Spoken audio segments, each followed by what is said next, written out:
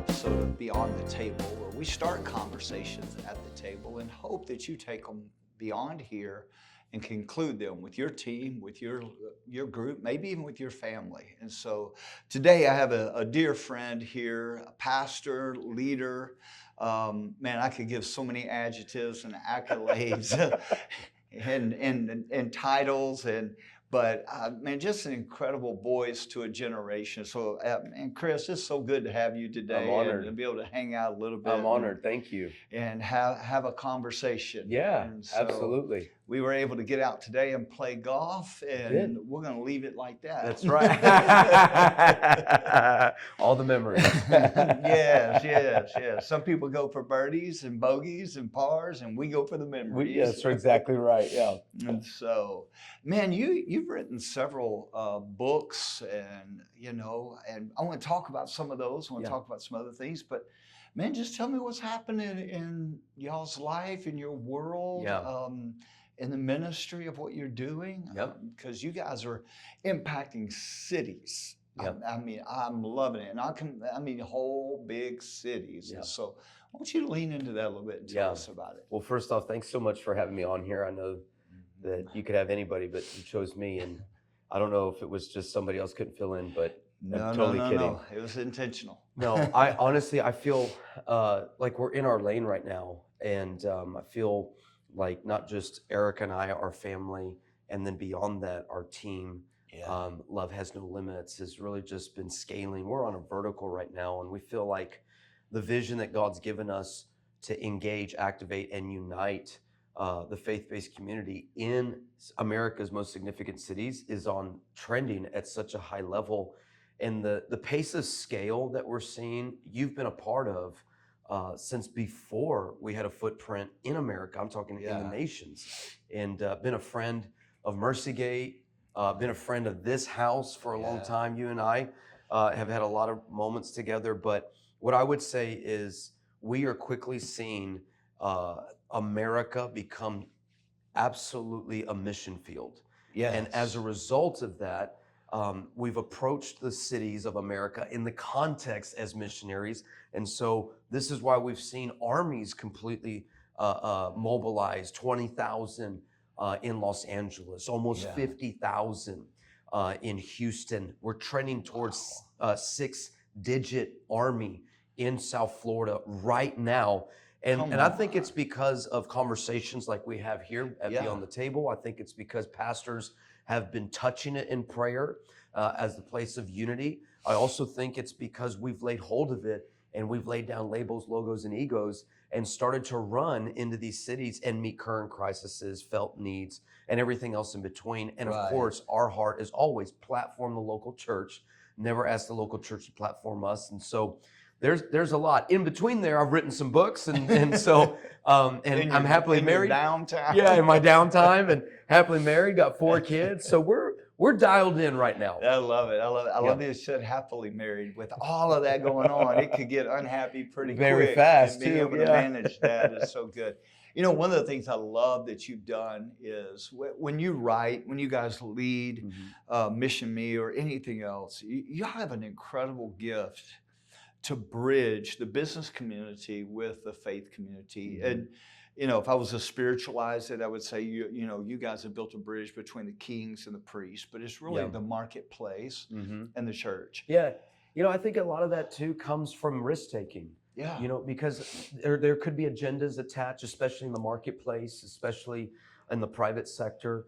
But we have been unashamedly and uncompromised about our end goal is the winning of souls to Jesus. Yeah. And then the second one right under that is platforming the faith-based community. And so as we've journeyed both the church and, let's say, C-level leaders, corporations, we've brought this dialogue called collaboration infrastructure. Yeah. So we want to cause worlds and realms that don't always run or work together to begin to unite. And like Frederick Douglass, he said, partner with anyone to do good, partner with no one to do wrong. Right. And under that, there's so much kingdom in that. There are a lot of, I would say, leaders that are in the business world that are starving for the opportunity to not just generate wealth, but cause social good. Yeah. And so yeah. obviously our languages had to shift from being Sure. a faith-based narrative to something that the non-faith-based community can lay hands on and Right. grab a hold of. But we've also been able to journey them personally. Yeah. And we've taken the time to do that. That's not been just, let's give them an elevator pitch and swing and let's see what, sling mud at the wall, see what sticks. No, it's, we know their wives, we know their children. We're at the golf course with them. We're buying dinner. Hey, what can we do for you? And it's that heart of a servant that they're like, you guys aren't just asking me to check right. You're asking me to create destiny transformation through our corporation or company or business. So it's been fun. I love that because I think every company, when you get down to the heart of them, they do want to make a bigger difference. They want to do something of significance that outlives them. And this gives them a great opportunity to do that. And it gives you an inroad to, minister to their families, like you said, know their kids, know their spouses, and really just be able to encourage and lift them up. And so, you mentioned, you did a book called Finisher. Yeah. And, part of that book deals with risk-taking. And, I think you said the business leader following through on the plans, the guy who's wanting to follow the Lord, following through. We have a generation. I was talking to a kid the other day. And, his mom asked me to go out and hit tennis ball with him. I said, okay, I'll do that. I played collegiate tennis. And so I go and I'm like, hey, buddy, let's hook up sometime. We'll play some tennis. Yeah. He's junior high. I think he's 7th grade, maybe 8th. Okay. And he goes, Pastor, I tried that. I don't like it. I'm like, what do you mean you tried it? I'm not good at it. I'm like, I'm thinking in the back of my, I'm not saying any of this. Back in my head, I'm like, brother, you're 7th grade. Of course you're not good at it. You're not good at anything yet. Yeah. And so it took me a while to encourage him enough to go back out and try it again. We have people who want to try everything and finish nothing. Yes. In this current generation. True. And then you have people who are so paralyzed to take a risk. So talk to me first about finishing. Yeah. Finish what you start. Yep. And then let's have a conversation about risk. Yeah, when the Lord gave us this message on Finisher, and honestly, I know my name's on the book, but I didn't feel like I wrote it. I felt like I was the first guy to get to read it. Okay. Because it was directed to me. And I had this procrastination habit I would do things to a certain point. Yeah. I would get to, let's say, the middle or just beyond. And when difficulty set in, or I felt there wasn't any traction or had to pivot, I just gave up. Or I lowered the bar, or I took on other people's opinions who said, hey, you've done enough. And I'm like, it's not the full mature version that God's asked me to carry. So when I talk about Finisher in the book, I'm like, what the Lord needs right now is a generation of finishers. And I think we have a generation of starters. Yeah. But what really separates people is the fact that they can move something across the finish line and move the needle forward. And the world's impressed by what you start, but it is transformed by what you finish. That's so good. And I think the greatest finisher on the planet with the greatest assignment was Jesus. Yeah. I mean, he's in the garden. Yeah. He's blood mixing with sweat, and he says this line, Lord, get this cup away from me. But not my will be done, your will be done. Now, a lot of people think that that's his low point, or that's maybe him giving in or trying to negotiate out of the assignment, but that's not the Jesus you and I know. It's not the Jesus you know. What we have to remember, he's in a Passover season. And a Passover season, in a Seder meal, you drink from 4 cups. The third cup is the cup of suffering. And those 4 cups are the 4 times Jesus referenced the cup. They're also referenced to the Passover in Exodus. But that third cup always represents suffering. So the third time that Jesus references a cup is this time, let this cup pass. Yeah. What he's saying is, he's not saying is, get this cup away, I don't want this, or get this assignment, or this is too much, or I don't have a degree in it, I don't have all the money yet. That's not what he's saying. No. What he's saying is, this cup's not full yet, and I'm in the garden, my blood's mixing with sweat, I feel like I'm about to die. That's the medical condition. You feel like your life's about to end. He said, but this cup's not full yet. I haven't been betrayed. I haven't been beaten.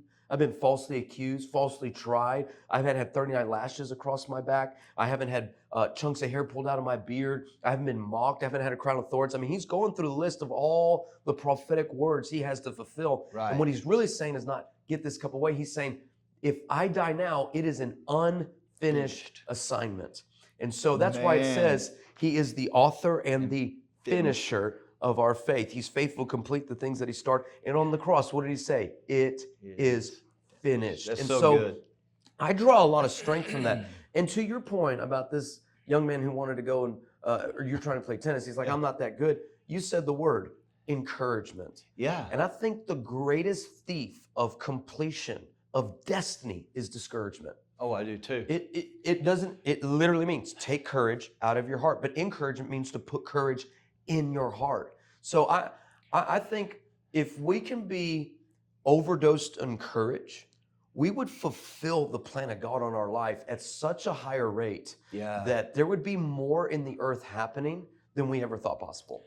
No, I wholeheartedly agree with you. And we live in such I gave a word the other day about hope. And for some people, hope is a wishful expectation. Yeah.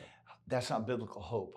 Biblical hope is never a wish. It's a solid foundation, that's solid as this table. Yes, so good. And that's why we have to put our hope in the things of God. Because when your hope is as sure as this table, then I can finish. I may get sidetracked. I may fall down. I may pause for a moment. Come on. But we continue to finish. I had a guy in my church down in Freeport. One of his roles and his jobs is that he served in World War II. Okay. So when Patton and Ike and a few others were making the plans, they were in Italy. George Patton came to him and says, "You guard outside this door. If anybody get close, you kill them. I don't care what uniform they have." Whoa. Okay. All right. And so that guy was in my church. Okay, and so I'm sitting there having this conversation, and he looked at me. He said, "Pastor, I have figured out your greatest gift." I'm like, "Okay, what is it?" You know, I'm wanting to know myself. Sure. He said, "Tenacity." He said, "You just don't quit." I said, "Well, I do. It's okay to quit if you know you're not going to." Yeah, that's right. You know, and he just So kind good. of laughed. And I said, he goes, "No." He says, "You don't." He said, "You just." It may not be leaps, it may not be bounds, but you just keep moving forward when you know what you've heard is from the Lord. Good. And I think there's a lot of businesses that hadn't been started because of discouragement. 100%. There's a lot of people who are not in ministry in some capacity because of discouragement. Just like a seventh grader who's wanting to put down the tennis racket because of discouragement. It's true. And man, I think it was Napoleon Hill said that we are dealers in hope. Absolutely. Absolutely. Well, I think also too, when it comes to discouragement, I think there's such a lack of supply of encouragement. Yeah. Because I think people are competitive more than any other time in history. Yeah. We're trying to outrun, outgrind, especially on social media. Yeah. Outlive, outdo, outbuild, outrun. But then you think about the things that are happening on the planet, especially in our nation. A lot of people think, oh, the moral fiber has been torn beyond repair. Darkness is overtaking light. And to your point about hope, if we subscribe to those things, it's no wonder we're not finishing. Yeah. If we live in competition, it's no wonder we're not finishing. If we struggle with a fear of failure, it's no wonder we're not finishing. And that's addressed in the book. And that's why I think courage, I think one of the greatest forms of courage, or the catalyst of courage, is the prophetic. Yeah. I feel like the prophetic, what does it do? It confirms and strengthens. That's courage. Correct. I think another form of courage is community. You need people. You need to say your vision. The right people. Or your well, that's the truth. You don't want to cast your pearls before swine. You need to be in the right people. It's true, because I've said some things to the wrong people, and man, I had to overcome discouragement. I was like, I just brought this on myself. Why did I let it out? Yeah. But I think community actually holds us accountable. And when I'm talking about courage, or hey, I want to start this vision, or even when we started saying, hey, we want to go after LA, we said it in community, and people were like, now you're going, so you feel a sense of obligation, a healthy sense of obligation. Like, I need to complete this. I just put my neck out there. I just stepped out on my water, Absolutely. So I think courage is absolutely paramount to anyone who wants to finish. It's funny because I tell people, I have people I share dreams with or ideas with or Mhm. concepts. But I have some guys who also, after the dream has started taking shape, I go to them and say, okay, what am I missing?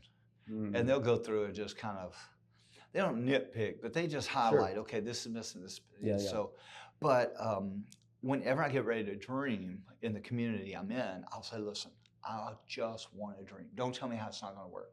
I don't want to hear how it's going to work. Go. You know, if money was no issue, if people were no issue, if time was no issue, how do we make this happen? Yeah.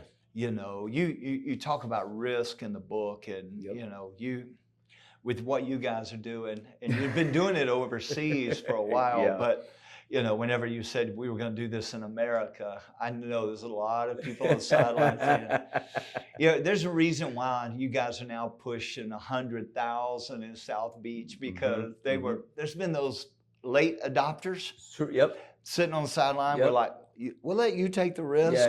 We'll see how it goes. It's so true. If it does good, we'll get on with you over here. It's true. And to be fair, I was those late bloomers. I don't think I was ever, in most cases, an early adopter of those things.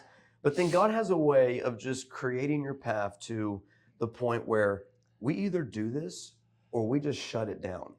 And that's what happened. I mean, we were stepping out of Peru. 10,000 missionaries came together on our team from 43 different nations, 150 plus organizations. Come on. We packed 10 stadiums out on the same night at the same time without advertising any names, any person, because we say it's about the message, not the messenger. And we're seeing all of this harvest, all this impact, collaboration from government to business to education to the medical, 14 medical clinics in 12 different cities in soccer stadiums. I mean, that's a massive effort. Then we get on a Zoom call with the vice president of Ecuador. And, you know, he's extending the national invite to us, as that would be our fifth nation. And I'm telling you, the presence of God just sat on us in a team and said, you're not going. And we said, Lord, what are you doing? He said, I'm reassigning this vision. I want to make an aggressive move on America.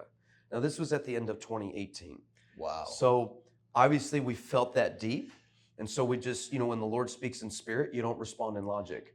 And I think that's another thing huge. Finishers have to learn, because when God gets so wild and radical, it's almost offensive to our college degrees, to our family that's around us, to what we know everything to do. And so, and that goes to risk taking, because we marginalize risk taking, because what we do is we look at risk taking only in the natural. And I think what has hurt us, especially as people of faith, is we have dehumanized Scripture. So I mean, David is now just either a cliche, you know, there's the David and Goliath moment, championship game, you know, whatever. No, this was a young man. This is a real person, a real individual with a real giant who everyone said, you're doing this wrong. But it's what you said. When the Spirit speaks, it will offend the natural. It does. And you go out and just grab 5 rocks. That's risk, man. It's true. And people of faith don't want to do that anymore. That we have eliminated risk from faith.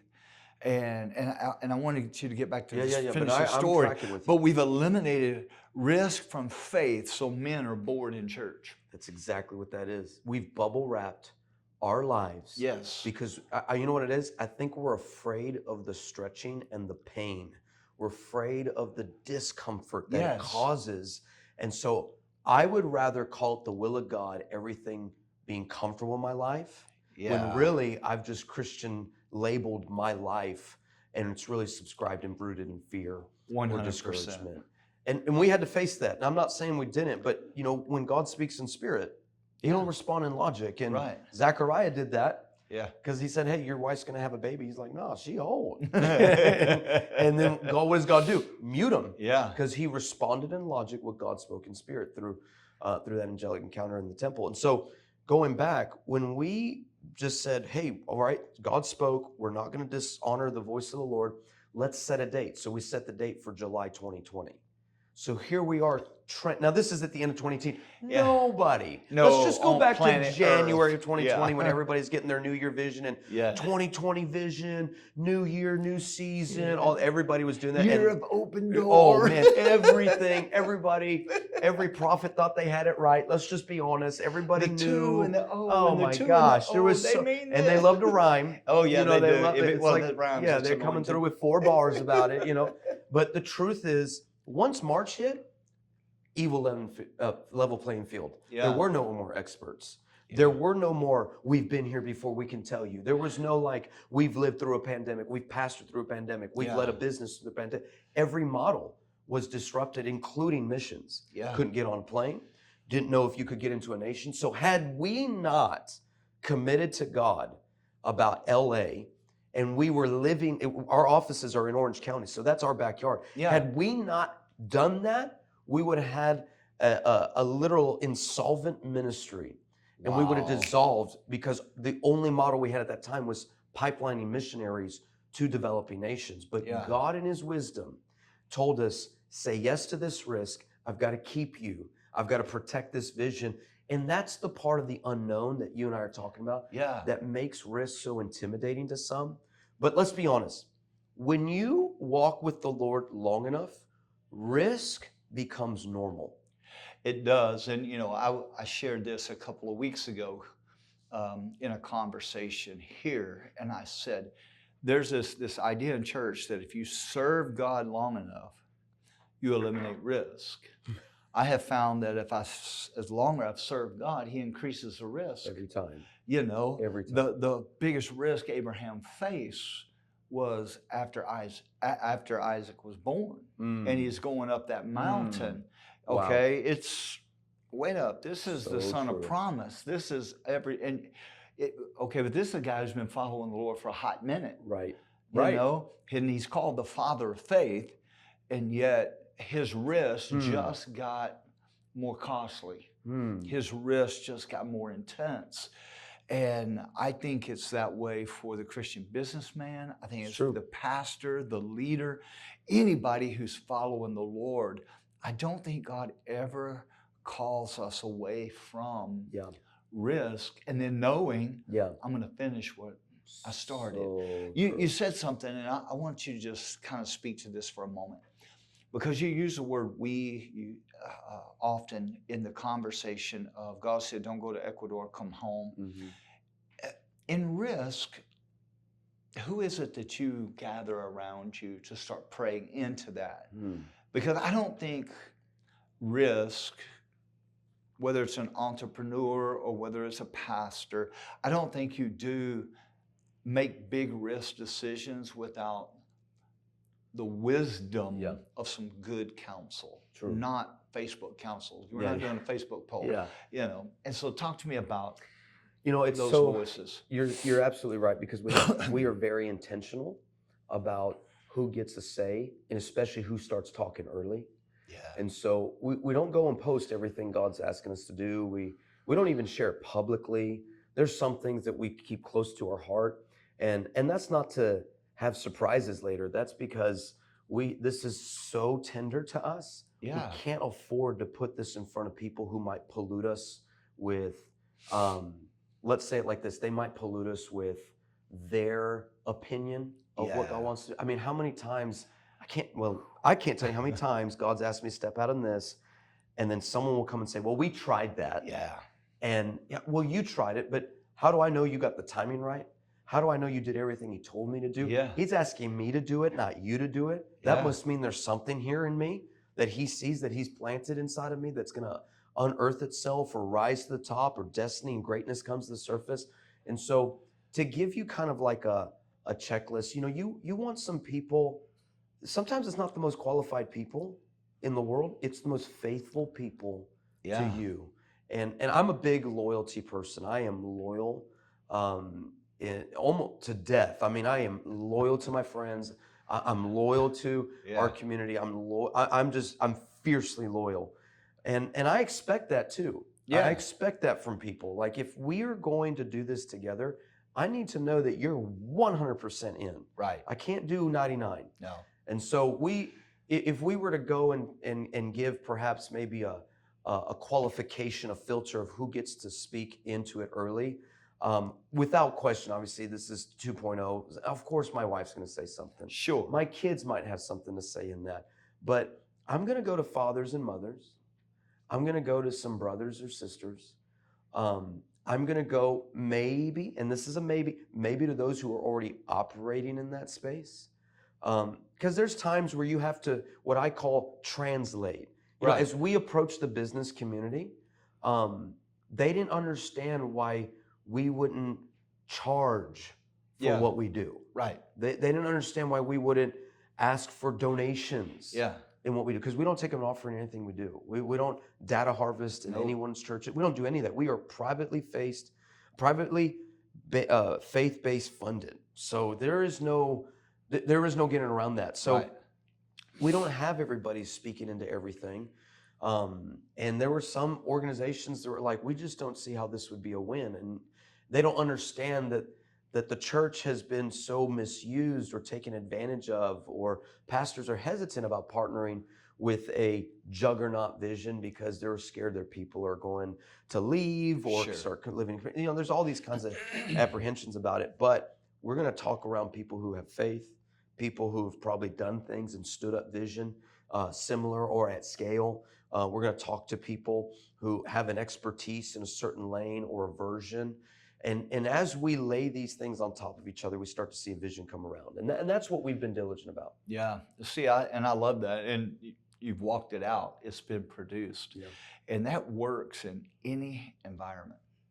It really does. You know, it doesn't matter if it's in what you guys are doing, what I'm doing, or what entrepreneurs are doing. It works out in marriage. I was going to say it works out in marriage and family. It works out everywhere. You're right. Yeah, and so, well, man, you guys have not just talked risk. You haven't just spoken about finishing. I've gotten to have a front row seat and watch you do it. Yeah. And so, man, it's easy to champion and to celebrate. And thank you, man, I just want to say thank you for, you know, the race you guys are running. You know, I remember going out to Orange County and hearing the vision for the first time in person. You had told it to me on the phone, and I was like, okay, I got to go hear this in person. And then when you began to lay it out, I was just like, you know, this is crazy enough. God will do it. Yes. You know, and that's a great way to put that. It's just great. It's just crazy enough that God would do this. And that's the key. He's done it. Yeah. Like it's not somebody's genius. And you've met all of our team. You know, you've met our staff. It's not anything I did, or let's say a Gabe or Matt or Dom or Jed did. It was more that we just watched God. We gave God something to work with. Yeah. We gave a yes and just followed through with our yes. And so, yes, it was incredibly intense. There were times where we were like, man, we are coming down to the last hour. Yeah. But you know, when I look back, I look at the lessons. I look at the revelation. I even look at the encounters that God would show me a side of his heart or his strength. I go back to the midnight hour prayer sessions and just that proximity of him drawing close. I wouldn't trade any of that. No. Ever. It's chiseled me. It's stayed me. It's become a reference point. As we did LA, I had to look back to LA when we did Houston. As we did Houston, I'm looking back to Houston and LA as we are now launching in South Florida. So there's so much that comes from taking risks. They become places that you can feed, wells you can draw from, reminders of God's faithfulness and strength. And I think, again, that's why the enemy sometimes usurps people's action, because they can't point to anything recent. Yeah. And that to me hurts, because God is ready to move. He'll dispatch angels ready to come. I mean, he is waiting for people to say yes to the next risk in their life. Man, I love it. And I just appreciate the encouragement, the friendship, and the challenge. And I know that everyone who's going to watch this is going to feel the same way. And I know that if God's calling me to take a risk, following him, God's calling you to take a risk, I promise you, every person who's watching, God's calling them to a risk. Amen. You know, I think, you know, and risk is different based on where you're at in life. you It's know. true. But God is calling us all So true. to that next step and that next risk. And so, Amen. hey, I want to encourage you, take this conversation from the table and begin to think about the risk and have conversations with others about the risks that God's calling you to. And maybe there's a few things you haven't finished that you started. And God has spoken to you to go back and finish what you started so He can give you the next. And so, anyway, until we are able to get together again, hope you take this beyond the table and use it. Talk to you soon.